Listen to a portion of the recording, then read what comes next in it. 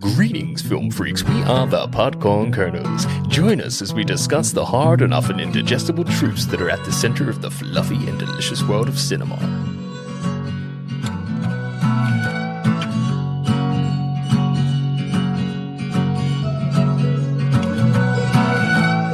What's poppin', people? Welcome to the Podcorn Kernels podcast.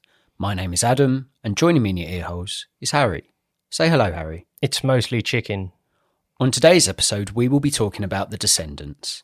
This is a 2011 film directed by Alexander Payne and stars George Clooney, Shailene Woodley, and Amara Miller. IMDb describes the synopsis as follows. A land baron tries to reconnect with his two daughters after his wife is seriously injured in a boating accident. Here is an original song to support the synopsis. The longest road I ever took was the one home to you. The hardest thing I ever heard was that you weren't always true. It's time to go. Oh, hoo-wee-oh, oh, hoo-wee-oh. It's time to go. Oh, hoo-wee-oh, oh, hoo-wee-oh. Let's start with some facts, shall we? The Descendants was Alexander Payne's first film in 7 years since winning a Best Adapted Screenplay Oscar for Sideways in 2004. He then won the same Oscar for this film. It's quite prolific. Yeah. I saw Sideways years ago. Worthy of a Best Adapted Screenplay? Yeah, and similar as well. Like, you get that vibe. It's more about having a little peek into real life, like capturing real human interaction and emotions. There's nothing very film about it, if you get what I mean. It's more of a realistic little window into, you know, a guy's life before he gets married in Sideways. Okay. And it's just in wine country and stuff, and it's more about like life and how you perceive marriage, etc. So a far more grounded story rather than a spectacle for entertainment purposes. Yeah, but both looking at the dysfunctionality of like family. Okay. And the only way I could describe his sort of body of work is family orientated and realistic in terms of like how people approach big events in their life, be it death or marriage, or which I enjoy. I've enjoyed most of Payne's films. Yeah, I've only seen this one and Nebraska. And Nebraska's very grounded as well. It's about the relationship between a son and a dad who's declining in mental health. Yeah, you see what I mean with Nebraska?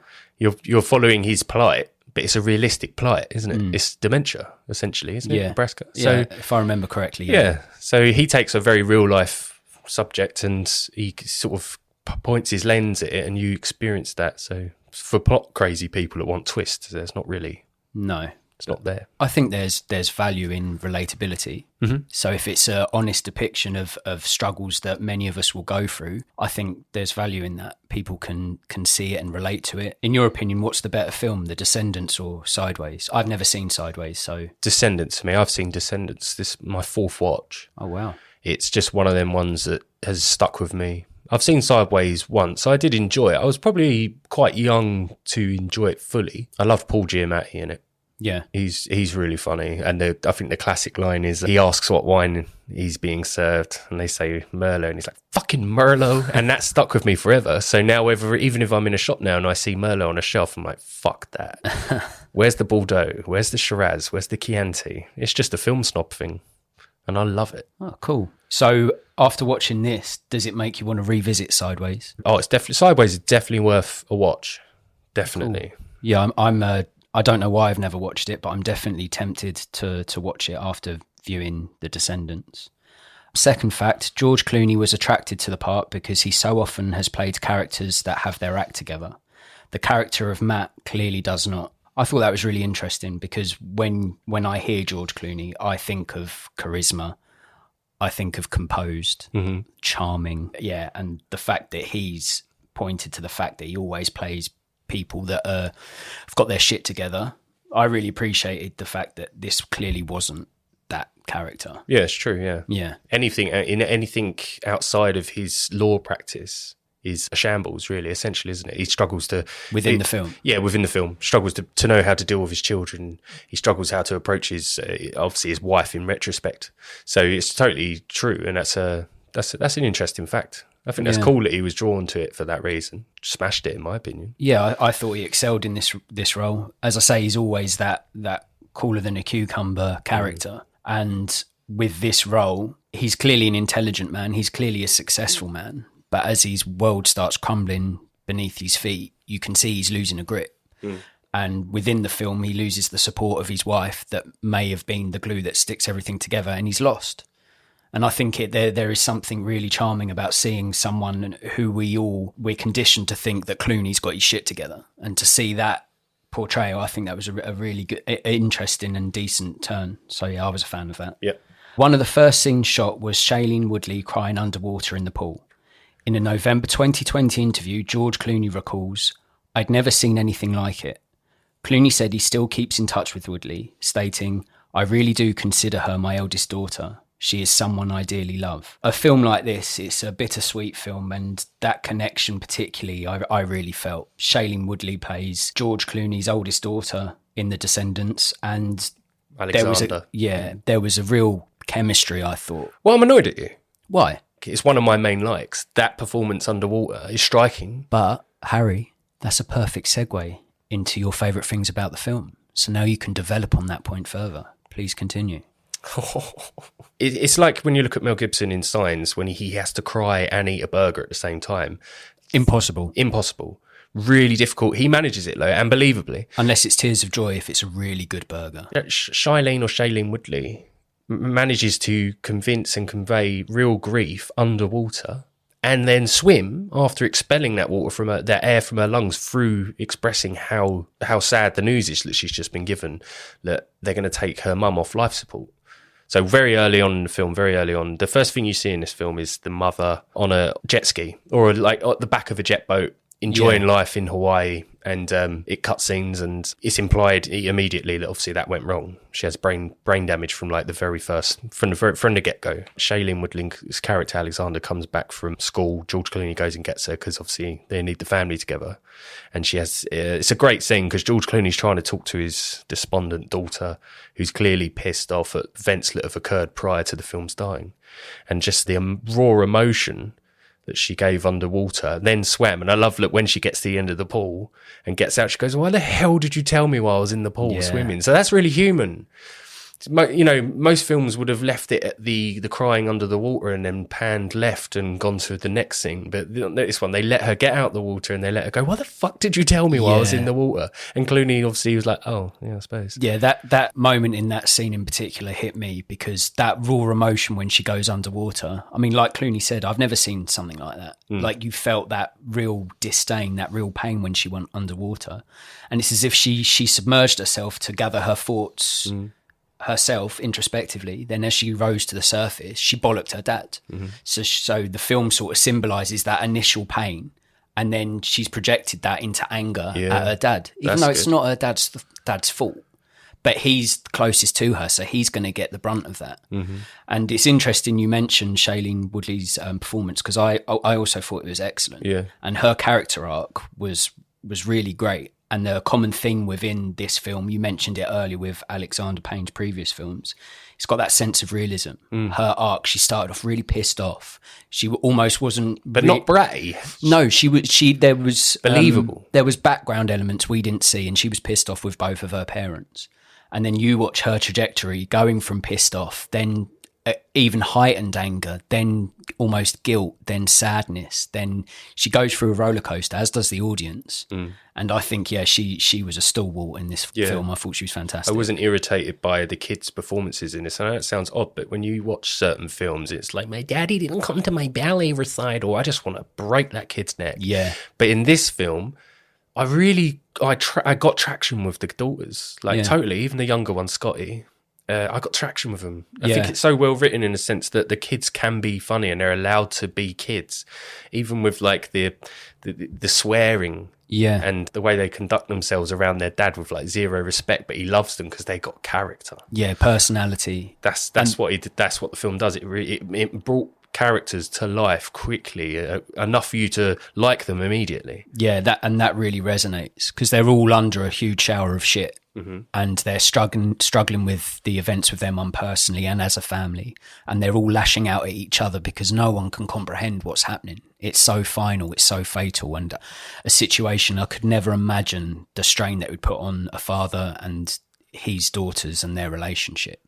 So I think all three of them, the chemistry they share, and particularly Woodley's performance, I think it really steers the film in the right direction. Yeah. What other elements of the film did you like? I can't deny the class of George Clooney. For me, loving almost everything he's done. Obviously, I know he started off in ER, but the guy has constant on-screen charisma in almost everything he does. But this film in particular, for me, especially how it's a slow burn in essence, and you see his character grow through grief or impending doom, and the finale of his performance on the hospital bed with his wife, where he produces a tear, makes me cry every time. Yeah. Like, it does to me what Shawshank or Forrest Gump can do to me tear-wise, or The Family Stone or Philadelphia. I'm guaranteed to at least well up. And this is the fourth time watching it, and it still did it. So it's just, I think it's incredible performance from him, and I think worthy of an award or a lot of recognition. Yeah, for me, Clooney's like a fine wine. He's one of those actors that seems to be getting better the older he gets. And if I could have 3% of Clooney's charm when I'm 50 plus, I'd be well happy. He's so good looking, so charming. Yeah, effortless as well. Like, we're basically gushing over the man. And that's a testament to he's just the complete package, isn't he? Yeah. And I also thought it was interesting with a troubled character that he can show the variety in his acting talents now, because he's broken. And even though within the film his character never necessarily loses his temper, he keeps his integrity, he keeps strong for his family. He's, under the surface he's wobbling a lot, but he keeps that up.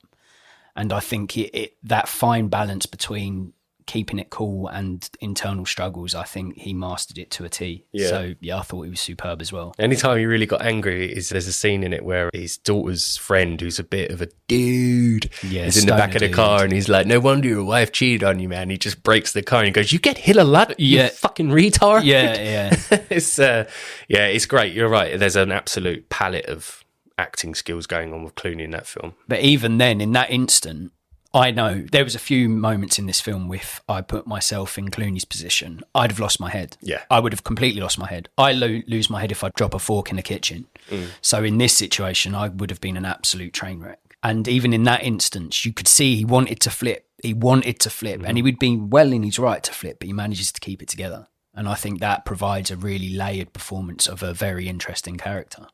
Well, your fact about how he even looks at Shailene Woodley like a daughter. Yes, I mean, that's incredible, because it's so true. Like, if you watch the film, that bond that they get between them, they're not a very cuddly dad and daughter, but they don't need to be. There's that love. And, it's wicked, yeah, man. Final favourite thing? Sid. Yeah, he's a dude. Sid, played by Nick Krause. Yep. Played by Nick Krause. He's the light comedy that's needed at the points where you're just about to lose the last part of your soul. Like, he brings that lightness into the film. He's a bit of a stoner dude. He's very like, yeah, man. He's brought in to support Alexander during this hard time, because what you find out later in the film is that he's lost his dad recently. So he's there for comic relief. He made me laugh at the points where I was feeling quite like, and I think that's good placement of a support actor, like using someone to lighten it. I heard that was different to the book. Okay. So the film that they used Nick in a way to lighten the mood, but in the book that's not the case. So I think that was a good choice by the director to have a character keep it light, because it's such a heavy burden, this film. In terms of watching a family come to terms with the fact that watching their mum die, someone like Sid saves the day, and some of his dialogue absolutely cracked me up. There could be a danger of it lessening the heavier moments and the impact of a film with such a serious subject matter at its core. But Sid as a character is layered enough that he doesn't lessen it. He adds something to it, because as you say, you find out that he's going through his own struggles. He's fighting his own demons, but he's got such a sunny disposition that he's able to put that in the background and bring his friends' troubles to the forefront. So he's not there just to make you laugh. As a character, even though it's only a small part, there's enough about him that keeps you invested in him within the story. And I agree with that as well. I thought he was excellent. He explains his role as well, doesn't he? At one point, he says, I'm here to talk about other stuff with her, to take her mind off of stuff. And it's good, because I think that's true in some people. Some people don't want to be asked, how are you doing? With the face, you know how I'm doing. Yeah. My wife's lying in a hospital dead. There is a bit of a twist in this film, but it's revealed to George Clooney when his daughter comes home that his wife was actually cheating on him, which he was totally unaware of. And this is why the film's got three plots almost, hasn't it? It's got the background plot of the land selling virgin Hawaiian land, which his family have inherited. It's got the plot of him locating the man that slept with his wife, and it's got the plot of turning off the machine of his wife. Yeah, so and dealing with the grief. All running together, really. Yeah, I mean, that ties in with my favourite thing about the film, and it was just how it was an emotional roller coaster in the best way possible. It's full of ups and downs, highs and lows, and comedy and drama. I found it to be a buffet of soul food, and it makes you digest all of the feels. Like it ebbs and flows. Some parts you're genuinely laughing out loud. Other parts you're feeling so deeply sad, and then other parts you're lifted by the comedy. And when the backdrop is the beautiful Hawaiian landscape, there's an odd serenity to all of this terrible unfolding of events, and it's all so cleverly interwoven. And I loved how the film made me feel so many different things. You mentioned Forrest Gump. That's probably my favourite film of all time for that reason. Yeah, I laugh, I cry, I get angry, I get frustrated. Like it's all of it. Yeah, and for me, if a film can do that successfully without ever feeling gimmicky or tacky, then I think it's a winner. And that was certainly the case here. I also liked how The Descendants was an honest depiction of the fragile male ego. So George Clooney's character, he's more concerned about the identity of his wife's infidelity than the fact that she is dying. And anger can be a coping mechanism. And I think the decision to focus on Clooney's instinctual insecurity was realistic. Because I think, well, she dies twice in him, doesn't she? Yeah. And in one sense, I guess you could argue it was easier to deal with what was going on because he was angry with his wife.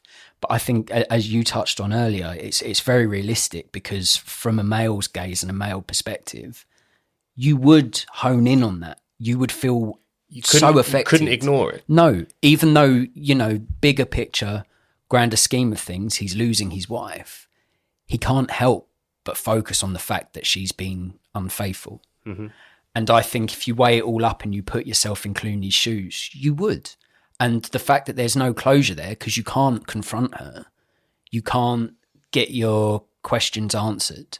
The fact that he goes and looks for this guy, that is the best he can do. And the way he holds himself in all of that, I thought it was fantastic. Do you think it's honest that he wants to see the guy to give him the opportunity to come and see his wife before she passes, or do you think he just wants to see the guy? I think there's an element of both. I think, being his good side, he has a good side, but he's also got that side that could be evil, and he does not evil, but he touches on it, doesn't he? But being a man with other men, everything's a dick measuring contest, everything's a pissing contest, and I think there's a part of him going, so who's this bloke that she's choosing over me? Is he better looking than me? Is he more built than me? Is he more successful than me? He ain't better looking, that's for sure. Fuck no.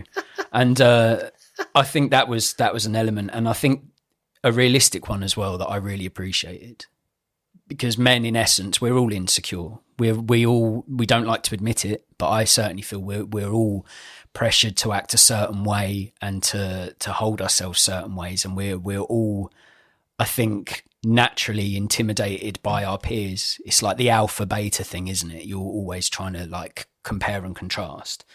And the decision of Alexander Payne to make George Clooney keep his integrity in the film, I thought was masterful, because it'd be really easy to villainize him in that instance, but they don't. They keep him almost pure, and I really, really liked that, really respected it. There was one time in the film, though, where his integrity is almost questioned. They actually go to the cottage where the wife of the husband that had been sleeping with his wife is there. They passively sort of let the guy know, look, you slept with my wife, I know you slept with my wife. Yeah. And it's almost like a threat without him realising. But they get the opportunity to split the two up so George Clooney can talk to the Brian Spears, who's played by Lillard. from Scream. He gets an opportunity to talk to him and tell him essentially, I've come here to tell you, look, you know, she's dying, you should come and see her. And the guy didn't love her at all. She was just a fucking Chuck situation, which just cuts into Clooney. A very good scene as well, with the dialogue between the two is really good, because it's not heated, it doesn't end up in a cheap punch up, it's just words. But there's this great bit where he leaves the cottage and Brian Spears' wife there, and as they go to say goodbye, she goes to kiss him on the cheek, and he leans in and kisses her on the lips and just looks her in the eyes, and he's sort of telling her he's telling her something through the kiss. It's not a revenge kiss, it's a weird moment. It's a really, really clever bit of film, but that part, because it's very opposed against his character's nature, and the fact that he kisses this woman on the lips and looks her in the eyes, and she doesn't like jump back, she's kind of, what's that about? I think she instinctively digs a little deeper. And I said to my other half, who I watched this with, I was like, after Clooney's kissed her, she's going to go in and say to her husband, he just fucking kissed me. And his response ordinarily would have been, what the fuck, who does he think he is? But in reality, because he knows he's in the wrong, couldn't chase him he'd down. probably have just gone, oh yeah, well, that's weird. And that's good film. By that, she's probably like, why is he not going mental? This guy just planted his lips upon mine. And I think that, the film's very clever in that. That was good. I didn't think of it in that respect, about what happened after that kiss. I mean, I just thought time, like she mentions later when she comes to visit the dying wife in hospital, because Brian Spears' character won't. And she goes, I had a feeling. But she thought she'd been feeling it for a while. So, I think my final highlight about the film was how it was an interesting portrayal at how privilege, wealth and location doesn't guarantee happiness. We're all guilty of thinking life would be easier in different surroundings and circumstance, but life and its struggles hit us all. And again, the way the film plays out, it does a really solid job in telling us that. You know, George Clooney and his family are very privileged, inherit a lovely, huge plot of land in Hawaii. Oh, it's insane. Yeah, and even with that privilege and all the positives that come with it, something as earth-shattering as what their family going through, families, rich families, poor families go through similar things all the time at any given point. And I think it helps the audience find the content relatable, because it doesn't matter who you are. Tragedy can strike a family at any time. Yeah, and because the setting's so beautiful and what most people would consider paradise, it's obviously, you see this story play out, it's still tragedy. It doesn't matter whether you're in paradise or not. There's a great bit in the film going to what you said about privilege. It's a Warren Buffett quote. He originally said it, but they use it in the film, but it goes, I agree with my father. I wanted to give enough money to my daughters to do something, but not enough for them to do nothing. And it's so good, because even though he's clearly a millionaire, because he's trust fund boy and they own Virgin land and stuff, but you're right, like his integrity's in place, and the tragedy can even be more prevalent due to the fact that they live in paradise. It's almost like you're ignoring turquoise beaches because your wife's still in a hospital dying. Yeah. So it's really shocking, striking in that respect. Yeah, the backdrop doesn't matter when the forefront is so fragile. Oh, quote. I like that. That was really good. Yeah, thank you. Write that down. Yeah, I will. What parts of the film didn't work for you so much? Casting of Matthew Lillard. A bit odd as Brian Spear. Yeah. It's, for me, odd because most people would know Matthew Lillard for playing feeling a little woozy in Scream. Or Shaggy in Scooby-Doo. Exactly. Shaggy in Scooby. And this could sound a little mean-hearted to say, look, I don't think there was a place for Lillard as the adulterer in this film. It's quite distracting. If you've seen his body of work, and now he's playing this, this estate agent, level-headed businessman who's unfaithful to his wife. I think they could have done better in the casting of Matthew Lillard. And the opportunities he had on screen weren't great. Like, I don't think he delivered like a really believable performance. I see why you say that, and my argument to that would be that he's not important. Him as an entity, him as a character isn't important. He's literally there to add peril to an already perilous journey that Clooney and his family are embarking on. So it could have been a no one. So, yeah, of course, yeah, easily.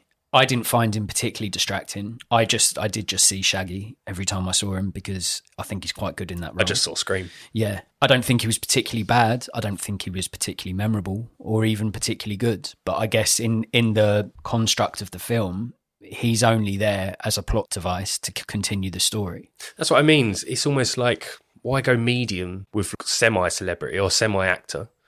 That's not to degrade him. I don't mean in that sense. But if he's like, he's probably got 16 lines, maybe. Yeah. Only one point in the film. The rest of it, you see a photo of him on a estate agent realtor board, and then you just see him jog on a beach, and then he has his scene with Clooney, and he's probably only got about 15, 20 lines. Yeah, and it's like, well, you didn't really need to cast that. No, you didn't need to get someone who's got roles in older, bigger, culty films. Yeah, like Scream and bloody Scooby Doo. I just thought, maybe give that role to an actor that's not had much. Yeah, an up and coming, 40 plus actor that's could have done with that screen time. I thought it was just a bit of a wasted casting. Yeah, I feel that's valid. Are there any other things you didn't like about the film? Yeah, I found this really distracting. So, third act towards the end, when George Clooney's character meets up with one of his cousins, who's played by Beau Bridges, and him and Beau Bridges are sitting at a table. They've just taken a ballot as to whether they sell this Virgin Island or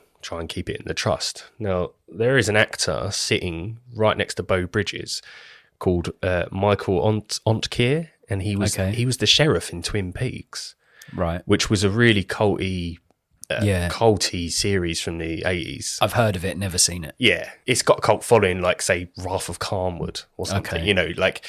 There's a unique little crowd that loves it's got its fan base. I found it so odd that he's in the film, has no lines, and he's put just to the left of Beau Bridges for the shot where they're talking about selling this virgin land. And I was like looking at him because I recognised him, but I thought he's not saying anything. And he's established actor. Not like huge. He's what he's known for is Slapshot, like an ice hockey film. Okay. Just a dumb comedy. He's right there in the centre of the screen, has no lines. It was his last acting performance ever. He retired after it. And I'm like, why? Why are you even in this fucking film? Cousin Milo is his character's name. He doesn't have a fucking line. Doesn't say anything. He was a cult classic actor character from Twin Peaks, and he's in a shot in the film, and I'm just like, why? That is bizarre. I don't know Twin Peaks. I don't know the source material that you're speaking of, but if I did, I would certainly find that distracting because you recognise him. Yeah, I recognise him. And if he's established within a fandom, that would be distracting. If you know that fandom or if you're a part of it, you'll be like, why isn't he doing anything? I know him. I like him. Very odd. I never understood that. Look, I don't understand why he's in the film, and I didn't like that. Well, that's valid. Yeah. Have you got any more things you didn't like? It occurs in the film rather than a casting or a directional choice or something. But it was just that I didn't like that Clooney's friends. There's a couple in the film that obviously are very close to Clooney and his wife, and they've been helping him by putting dinners in the fridge and stuff. When he finds out that his wife was cheating on him, he goes around this couple's house to get confirmation of who it is. And I didn't like that the friend, the girl, took the opportunity to say to Clooney that, oh, it wasn't your wife's fault that she cheated on you. That bothered me. I'm not saying all people that cheat are bad, and I'm not a prune either, but at the same time, it's just like, there's no excuse. You can't say, oh, it's not her fault. You were absent. You were doing, you can't, just leave your husband. You don't have to cheat. And it annoyed me that she was that very cliquey type of woman who's when their life's going fine, they almost she almost was breeding bad behaviour into her friend. Yeah. And it annoyed me that she supported that. Living through the misdeeds of someone else. Doesn't give a fuck about Alexander and Scotty and how Clooney are going to feel when they find out that the wife's been cheating. But it was almost sounded like she was supporting it. And that annoyed me. And that's just a personal thing, I think. I just didn't like the fact that there's kids involved and she was like, oh, it's not her fault she cheated on you, whilst his wife's dying in bed. I mean, you could easily argue that's where her loyalties lie, but you're totally right. Like, in that instance, George Clooney's character didn't need to hear that. Like, he's going, as you say, he's grieving twice. He's grieving first the death of his wife, and he's grieving his marriage through infidelity. So that part of it, you're right, it didn't have to be said, and it just makes that character feel a little bit bitchy, a bit catty, without really adding anything to it. Yeah. So yeah, I feel that's justified. To say it bothered me is a bit of a stretch, but element of the film that didn't sit so well with me is how triggering it can be.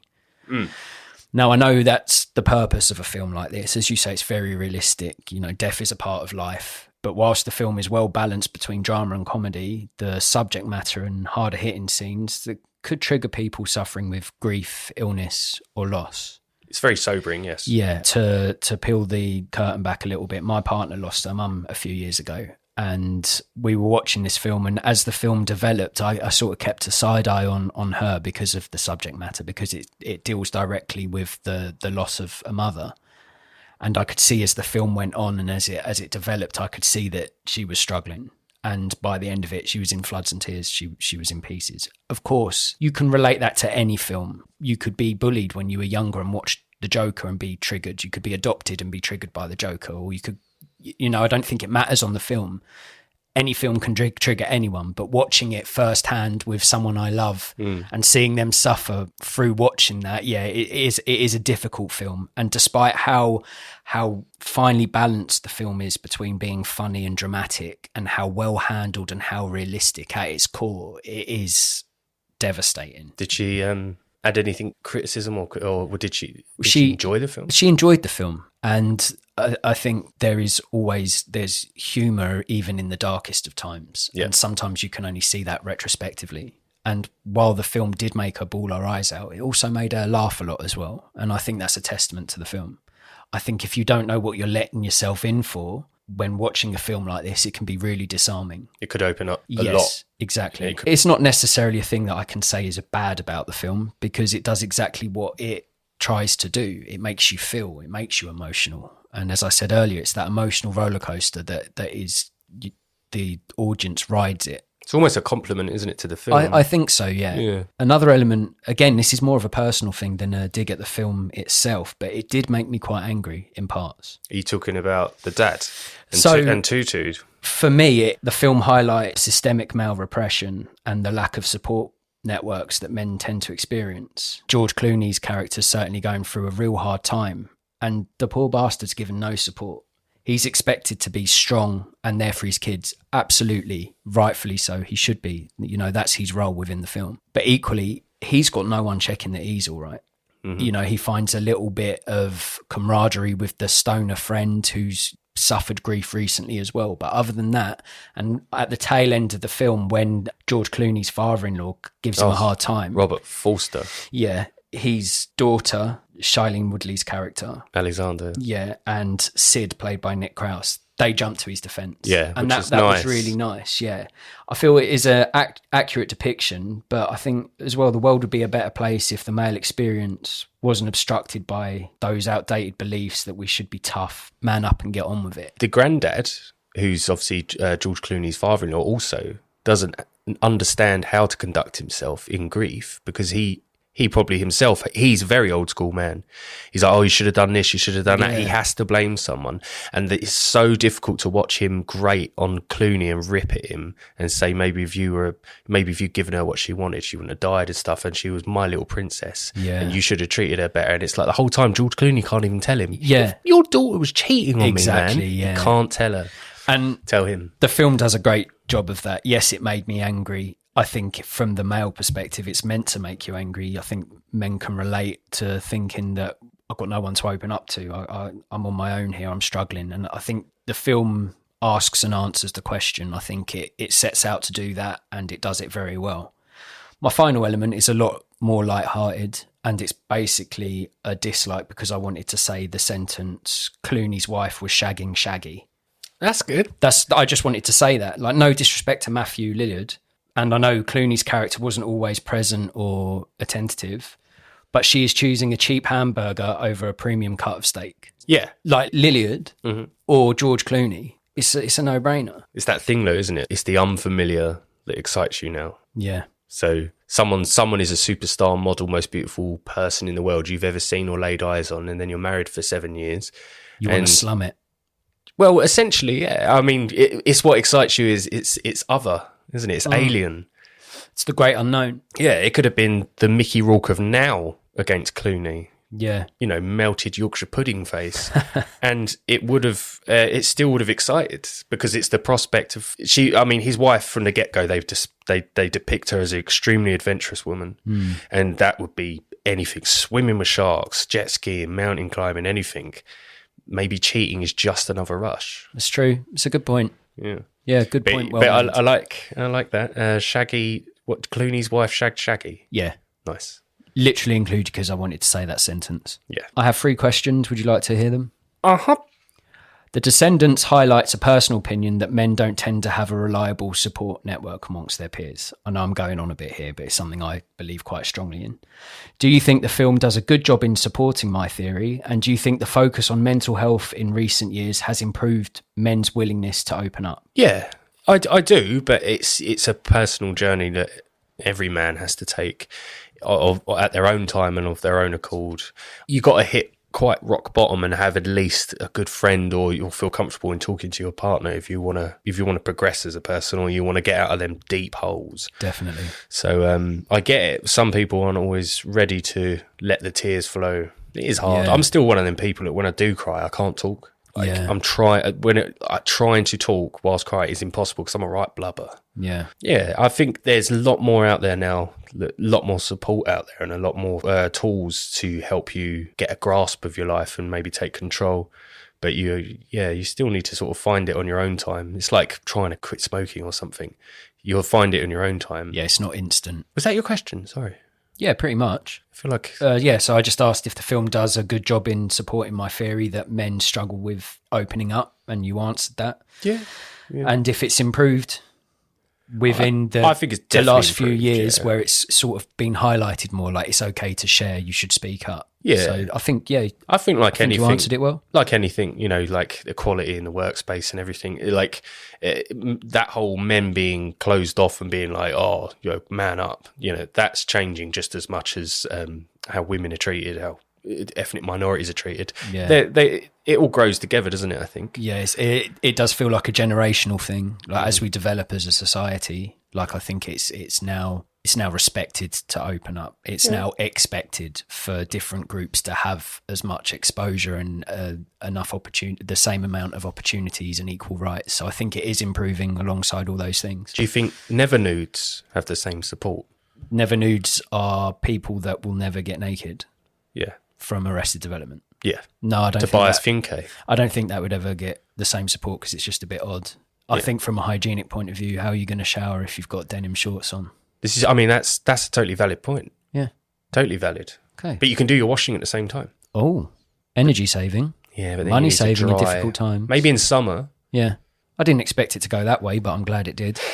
There are a lot of hidden truths, secrets, and withheld information within the film.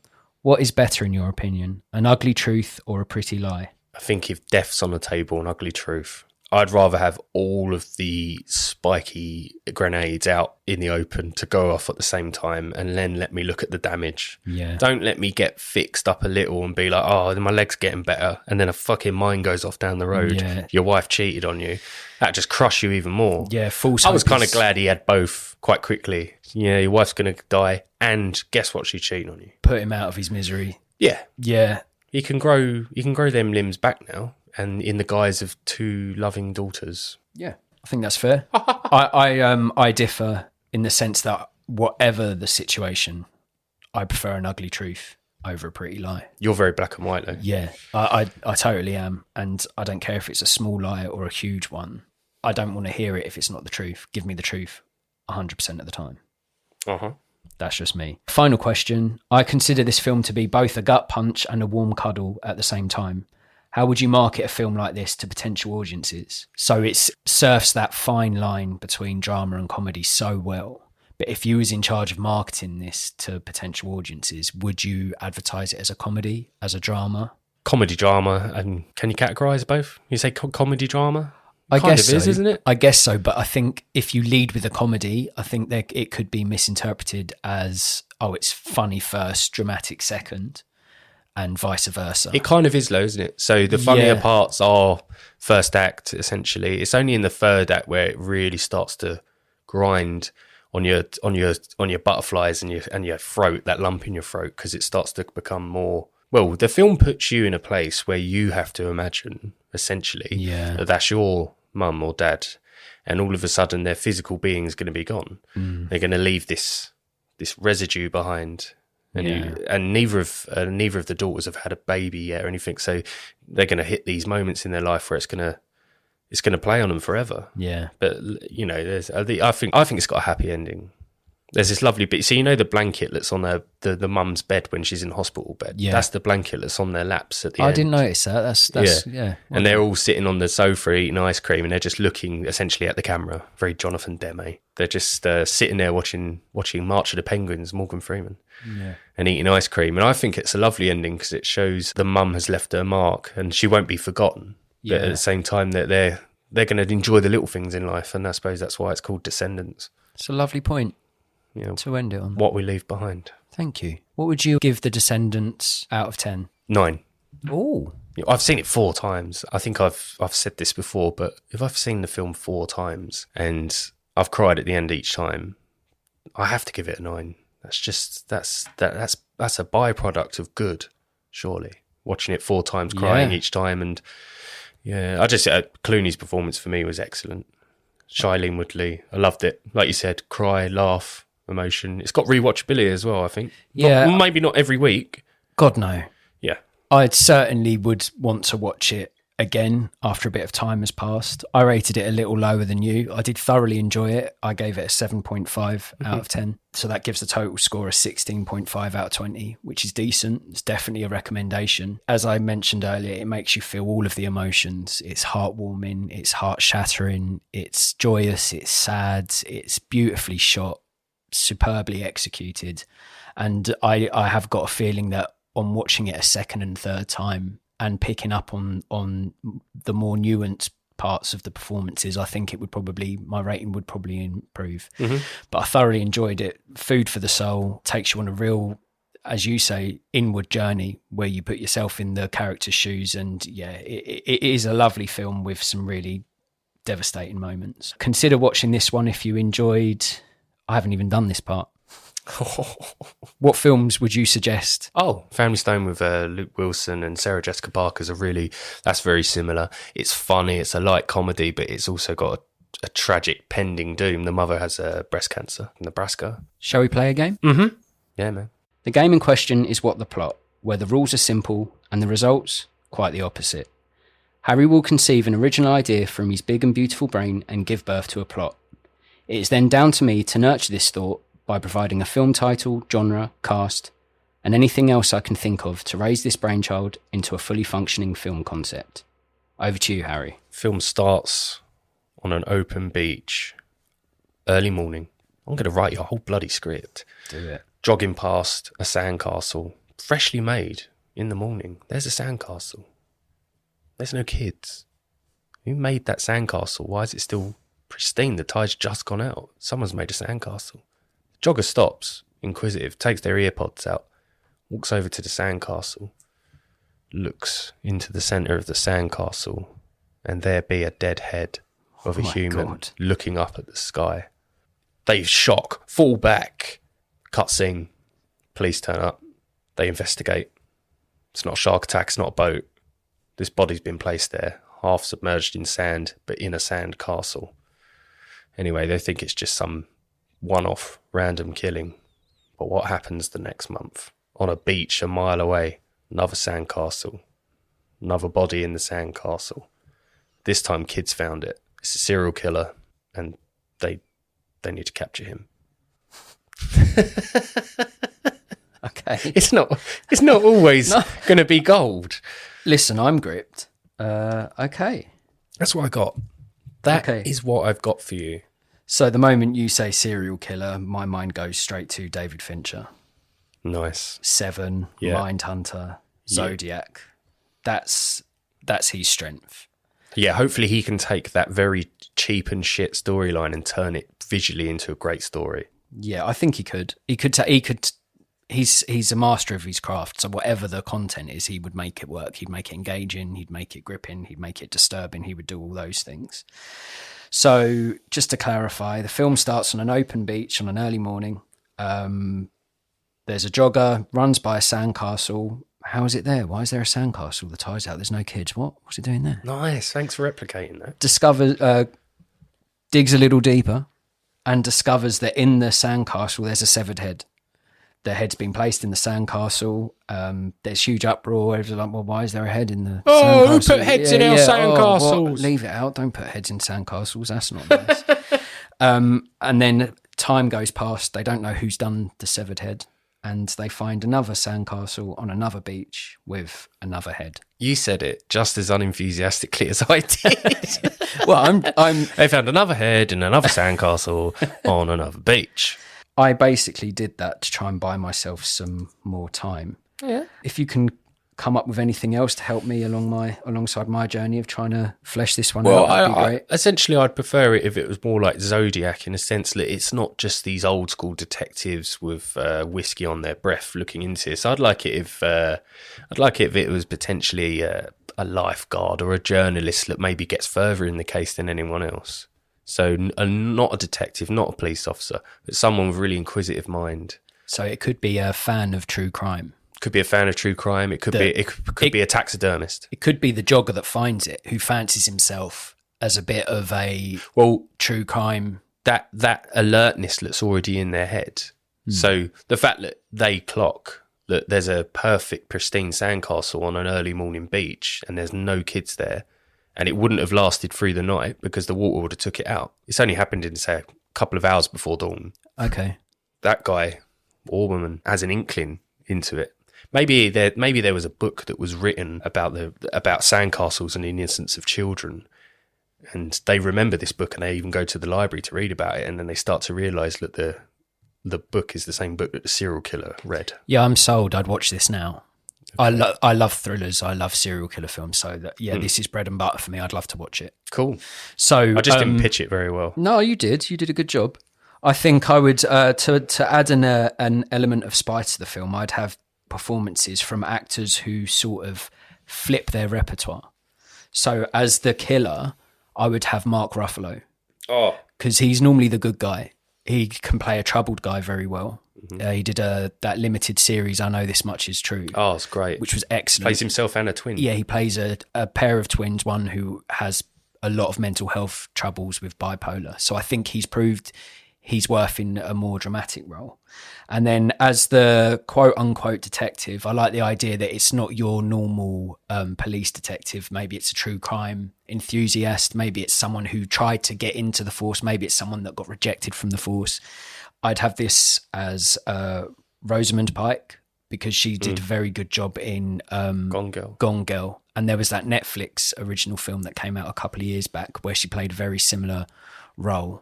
I Care Too Much, or I Care Too Much. I think that's the one. Yeah. So to flip those two actors to do roles, I Care a Lot. That's the one. So instead of Rosamund Pike being villainous, she's the well-intentioned jogger that wants to get to the root of this crime, has a huge interest. The well-intentioned jogger. The well-intentioned jogger. I had to say it. That's the title of the film. No, it can't be. It's not. It can't be. But then it's basically a cat and mouse chase. She might be following the police force around, trying to crack the case on her own. She feels a sense of entitlement because she found this and she knows the source material of the book that you spoke of earlier. So I see it as a straight cat and mouse between Rosamund Pike's character and Mark Ruffalo, who's the serial killer. Motive and everything is to be explored at a later date, obviously. David Fincher at the helm, a really dark, gritty serial killer film. You know he can do it. And I would title the film King of the Castle. I'm the king of the castle. See the film that critics are calling scarier than a spider in the bathtub at night. Daddy, look, a sandcastle. Oh, that's really nice. Get back to me! From acclaimed director David Fincher. Starring Rosamund Pike, Mark Ruffalo, and David Platt from Coronation Street. Are you gonna catch this guy or what? I've watched enough true crime in my time. I'll give it a bloody good go. This summer, don't lose your head. King of the Castle, coming soon.